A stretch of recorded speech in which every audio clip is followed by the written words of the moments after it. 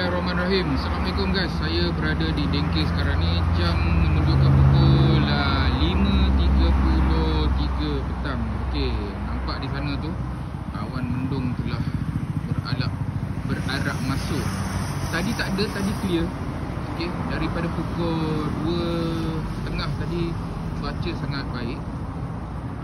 Hujan dah berhenti dan sekarang telah ini renyai lah. Ini cuaca tengah renyai dan walaupun ribut senya dah tak ada, tetapi cuaca masih lagi berawan, gelap dan hujan tetap turun.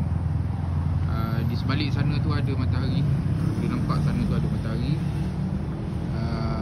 Dan awan laju So ini kalau dia membawa ke sana ke sebelah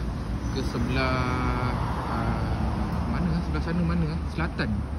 So kemungkinan akan hujan. So kita berharaplah walaupun hujan rahmat, hujan rezeki, yang terbaik Allah bagikan kepada kita semua. Dan take care guys, khususnya geng-geng Meteor FC. Malam ni kita akan berukhuwah.